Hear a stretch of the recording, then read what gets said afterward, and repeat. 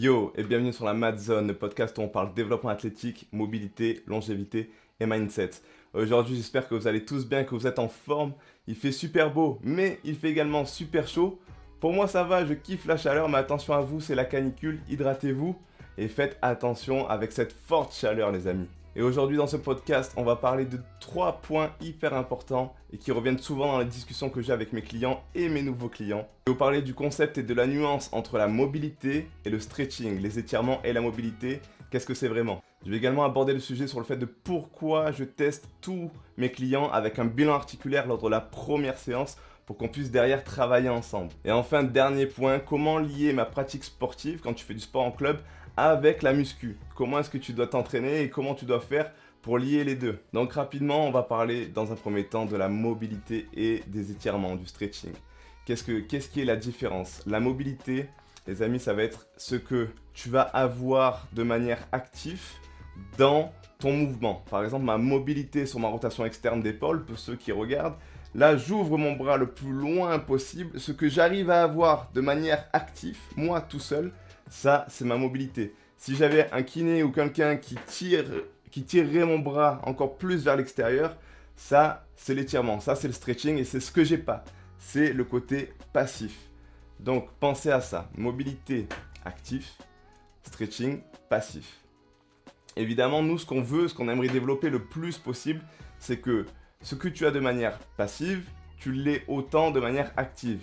Mais c'est quelque chose de impossible, hein. C'est au plus tu es mobile, au plus tu vas avoir de l'étirement, tu vas être stretch, tu vas être souple. Donc forcément, il y a un petit gap à chaque fois que tu ne peux pas combler. Mais tu peux optimiser les deux facteurs, souplesse et mobilité. Maintenant, est-ce qu'il vaut mieux être mobile ou est-ce qu'il vaut mieux être souple? En vrai, les deux. Les deux. La mobilité, ça va nous permettre d'avoir des articulations solides et qui vont loin dans l'espace, et dans cette amplitude, tu vas être fort, donc ça soutient tes muscles. Et également le stretching, ce qui est bien, c'est que tu vas pouvoir avoir de l'amplitude. Et cette amplitude-là, sur la plupart des mouvements en renforcement, ou alors dans les sports qui sont athlétiques, où tu as besoin de bouger dans l'espace, ça va être cohérent aussi d'avoir assez d'amplitude musculaire au niveau de tes étirements, de ton stretching, d'avoir assez de souplesse pour bien bouger et ne pas être limité. Parce que si tu vas avoir des limités, par exemple tu es trop raide au niveau des ischios, ça va certainement amputer ta mobilité au niveau de ton bas du dos. C'est global ce que je dis, hein, c'est pas forcément ça à chaque fois, mais c'est ce qui arrive souvent. Quand tu as une chaîne postérieure très tendue, certainement que ça va remonter et créer des dégâts un peu plus haut. C'est ce qui arrive souvent. Donc ne confondez pas mobilité, stretching et également il y a ce qu'on appelle la mobilisation. Il y en a qui pensent que prendre un bâton et faire des petits mouvements au-dessus de la tête, sur les côtés, c'est de la mobilité. Non, ça, c'est pas de la mobilité. C'est de la mobilisation. C'est de l'amplitude que tu as déjà. Et tu viens bouger. C'est pas mauvais à faire, hein, mais tu viens bouger sur de l'amplitude que tu as déjà. Mais tu ne crées aucune adaptation. Tu ne gagnes rien. Par contre, tu vas te sentir mieux, ça va être plus fluide. Et évidemment, tu seras plus à l'aise dans ton mouvement. La mobilité, quand on fait de la mobilité, c'est un travail qui te prend de l'effort nerveux. Ça ne te fatigue pas musculairement. Mais par contre, au niveau nerveux, tu as une vraie fatigue. Quand tu fais des séances de mobilité, tu transpires. Je vais vous préparer bientôt des classes gratuites que vous allez pouvoir suivre sur ma chaîne. Vous allez voir qu'en 20-30 minutes, mobilité de l'épaule, mobilité de la hanche, déjà ça crampe. Et en plus, tu transpires et vraiment, tu sens que tu as bien bossé après ça. Donc le but de la mobilité, c'est de venir gagner de l'espace articulaire. Par exemple, sur ma hanche, j'ai du mal à faire une rotation externe. Du coup, j'ai un déficit. Quand je cours, je compense avec mon genou et ça me fait un syndrome de l'essuie-glace, donc une inflammation sur l'extérieur du genou. Eh bien, je viens renforcer, je viens essayer de gagner de l'espace au niveau de cette articulation. Quand je gagne cet espace, j'envoie un stimuli, j'envoie une contrainte, j'envoie de la force, parce que c'est la force qui crée l'adaptation. Grâce à ça, ton corps s'adapte, donc tu deviens plus mobile sur l'espace que tu as gagné. Tu envoies une contrainte de force, donc tu deviens plus fort sur l'espace que tu viens de gagner, ce qui fait que ton articulation se renforce. Tu deviens plus mobile et tu deviens plus solide. Le stretching qui est cohérent à faire, l'étirement qui est cohérent à faire, il y a plein de sortes d'étirements, étirements dynamiques, étirements passifs. Moi là, je vais parler des étirements passifs. Les étirements passifs, c'est au-delà d'une minute 30. 2 minutes, c'est le sweet spot. C'est le meilleur, selon moi bien sûr, spot pour venir gagner de l'amplitude et pour venir gagner du relâchement. 2 minutes, tu viens vraiment avoir des effets qui sont bénéfiques et que tu ressens très rapidement. Donc les étirements, eux, ils vont être bénéfiques pour le relâchement au niveau de la tension musculaire. Tu vas le sentir que ton système nerveux, là, du coup, il est plus à l'aise pour venir relâcher tes tissus. Et du coup, tu te sens mieux, tu diminues ces tensions. Et forcément, un corps plus relâché, c'est un corps qui bouge mieux. Mais attention, ne fais pas de stretching passif. En tout cas, c'est ce que moi je te dis. Ne fais pas de stretching passif. Plus de 2 minutes, sans aucune activation derrière. Et par exemple, je m'étire les ischios pendant 2 minutes, je ne fais rien. Et je vais direct faire des accélérations. Là, on sait que ton muscle, il va moins bien réagir. Parce que tu as désinhibé certains messages qui arrivent de ton muscle au cerveau ou de ton cerveau au muscle. Qui fait que ton corps, il n'est pas prêt à activer directement tes tissus. Maintenant, faire des étirements passifs prolongés, donc au moins 2 minutes, et derrière faire des activations progressives pour réveiller ton système nerveux qui se remette et qui se réveille. Derrière, là, tu pourras faire des efforts. Ça, c'est OK. Donc voilà, les amis, pensée, mobilité, mouvement, c'est dynamique. Stretching, étirement, c'est passif, c'est relax. Et ça m'amène du coup au deuxième point. Pourquoi est-ce que je fais systématiquement un bilan articulaire lors de mes premières séances avec mes nouveaux clients? Évidemment, grâce à ce bilan articulaire, je vais savoir la mobilité et le stretch de mon client, sa souplesse et sa mobilité. Dans un premier temps, je regarde la mobilité, je veux voir comment est-ce qu'il bouge, à quel niveau il y a des blocages, à quel niveau il y a des limitations. Directement ensuite, je regarde au niveau passif, au niveau de l'étirement, jusqu'où on va, pour savoir si le blocage il est mécanique, s'il est résiduel d'une tension musculaire ou s'il y a autre chose. Et grâce à ça, c'est exceptionnel parce que je sais exactement comment est-ce que je vais travailler. Selon ce qui te manque et selon ce que tu as, on va devoir optimiser notre travail en fonction de toi. Si tu peux venir t'entraîner que 2 fois et qu'il te manque ça en termes de mobilité, mais que tu veux quand même travailler et atteindre ton objectif, il va y avoir du coup, pour moi, des priorités à prendre. Donc on va prioriser tel travail sur le genou parce que ça vraiment c'est indispensable pour toi et ça te fait super mal depuis longtemps, mais derrière tu veux de l'hypertrophie, on va quand même faire de l'hypertrophie.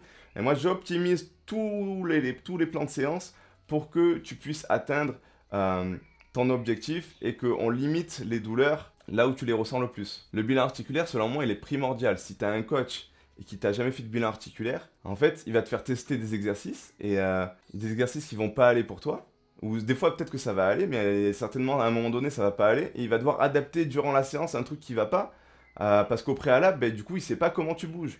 Donc il va se dire, ah merde, mais pourquoi est-ce que ton dos, il est comme ci? Donc ça se trouve, vous allez passer 100 ans sur la technique du squat, alors que toi, il faut que tu fasses des fentes dans un premier temps. Tu fais des fentes et au lieu de prendre 1 minute 30 de récupération, tu fais full mobilité de cheville, full mobilité de hanche. Du coup, pendant 1 minute, tu as ce temps de mobilité, les 30 secondes qui restent, tu récupères un peu et tu repars sur ton exercice.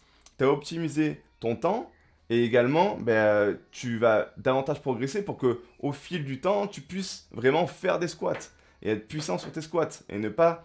C'est pas forcément des fois des défauts de technique. On peut voir de temps en temps des coachs qui se prennent la tête à vouloir absolument faire des exercices qu'ils ont en tête, eux, pour leurs clients. Mais le client, son corps, il est fait différemment et il s'entraîne 1 ou 2 fois, ça se trouve, il a la flemme de faire ce que tu lui dis en fait. Donc, on sait qu'il manque de ça, mais le client, il veut faire autre chose. Il va falloir trouver un compromis. Et si tu n'as pas fait de bilan articulaire, tu ne sais pas où bosser en fait. Tu ne sais pas ce qu'il faut faire.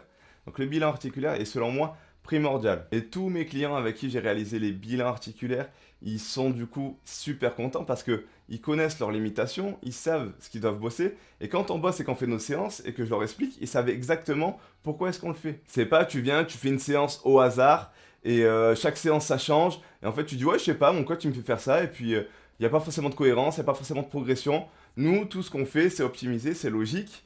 Et on sait pourquoi on travaille, le client sait pourquoi il le fait. Et sur les semaines et les mois qui viennent, il voit qu'il a sa marge de progression qui monte au fur et à mesure et il comprend qu'il est en train d'avancer. Et ça, c'est trop bien. Et j'arrive à mon dernier sujet, comment lier la muscu avec ma pratique sportive. Pratique sportive pour ceux qui font du trail, du run, du basket, du foot, etc. Peu importe, tu fais un sport, du tennis et à côté, tu veux te renforcer. Mais toi, ce que tu fais quand tu vas à la salle, c'est que tu fais des séances de bodybuilder. Parce que tout le monde t'a dit d'aller faire des séances de body. Parce que tout le monde pense qu'il faut que tu fasses du split. Mais toi, mon gars, t'es un sportif. T'es un sportif, tu fais des mouvements, ton corps bouge, tu peux pas t'entraîner comme un bodybuilder. Un bodybuilder, il bouge pas autant qu'un gars qui fait du tennis. Et également, quand tu fais une pratique sportive, tu peux pas t'entraîner 5 à 6 fois dans la semaine, même 3 fois, c'est pas possible. T'as au moins 2 entraînements de ta pratique sportive, voire un entraînement et un match si tu fais du tennis ou du foot et que tu n'as pas le temps parce que tu as un travail à côté, donc tu vas aller à la salle peut-être 1 ou 2 fois. Donc si tu fais des splits d'entraînement en mode bodybuilding, tu vas viser quelque chose qui n'est pas bon pour ta pratique sportive. Moi, ce que j'aime bien faire, c'est d'optimiser tous les plans. On va s'entraîner en fonction de ta pratique sportive, de ton objectif, parce que je sais que tu veux un peu d'hypertrophie, certainement, tu veux un petit peu galber ton corps, mais en même temps, tu veux que ton corps il soit fonctionnel et réactif pour ton sport. Et ça, c'est l'art de la programmation. Et si tu es intéressé, d'ailleurs, sur mon site, il y a mon premier programme qui va sortir qui s'appelle Athlète Fondation. Si tu l'écoutes un peu plus tard, peut-être que mon programme est déjà sorti. Et tout est dans le titre, Athlète Fondation. C'est un programme de 9 semaines où tu vas reprendre toutes les bases pour être un vrai athlète et c'est conçu pour les gens qui s'entraînent à côté dans une activité sportive.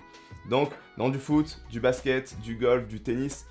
À côté de ça, tu sais que tu as au moins 1 à 2 jours de pratique sportive dans ta spécialité. Tu as au moins 2 à 3 entraînements de pratique sportive en renforcement pour que tu aies une bête de fondation. Parce que les splits de bodybuilder ou les splits de go muscu, ça marche pas. Je sais, je l'ai eu fait à mes débuts. Je faisais d'athlétisme, je m'entraînais comme un bodybuilder. Résultat, je me suis pété des ischios, je me suis fait des lombalgies. J'ai un tendon d'Achille aussi qui est mort. Je sais que s'entraîner comme un body, ça ne marche pas. Et également, j'étais crevé en fait. Je faisais mes entraînements de sprint et je m'entraînais comme un gars de la muscu. 4 à 5 fois dans la semaine, voire 6, plus mes entraînements de sprint.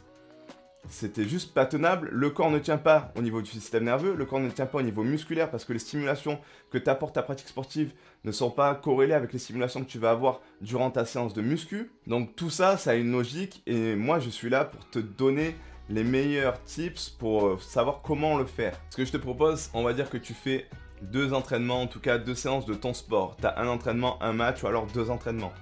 Derrière, je te propose de faire au moins 1 à 3 séances de renforcement si tu peux. 1 à 2, ça sera déjà très bien. Forcément, on va viser soit du full body, soit du half body. Soit on fait tout le corps, soit on fait haut du corps ou bas du corps. J'aime bien faire full body parce que t'as pas le temps.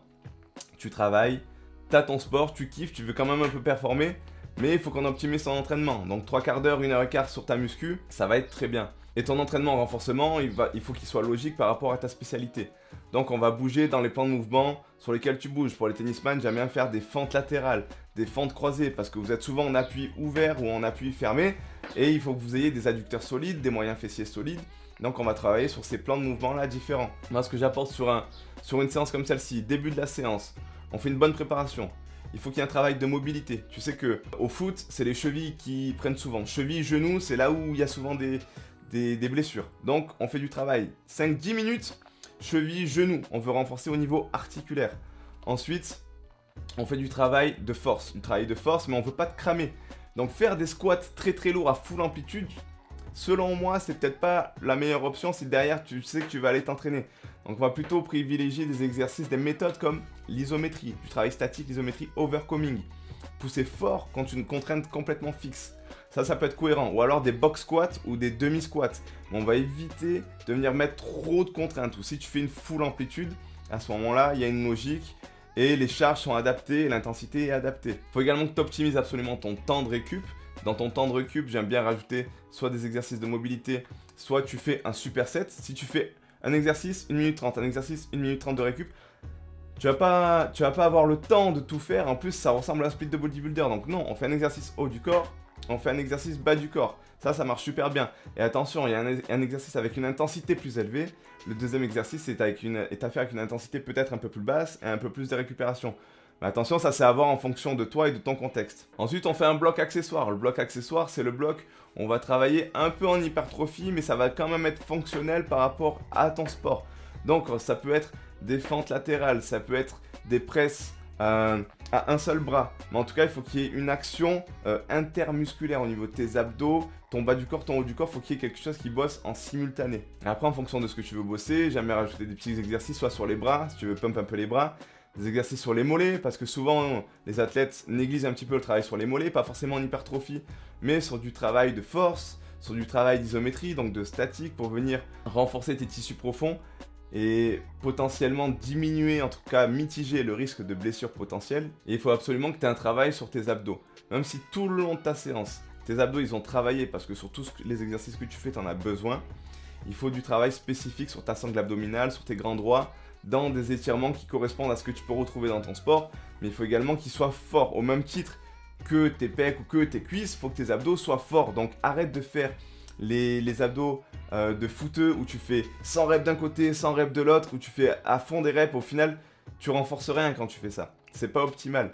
On va charger sur les abdos, on va faire de la rotation, mais en tout cas, on veut travailler de manière progressive, bien sûr, mais avec quelque chose de conséquent pour que ton corps s'adapte vraiment et que ton niveau de force de base, s'il est à tel niveau, mais qu'au bout de 3 mois d'entraînement, il passe à tel niveau, du coup, la force de base que tu as, elle est déjà plus grande. Donc, quand tu vas être dans ta pratique sportive, tu vas être plus solide.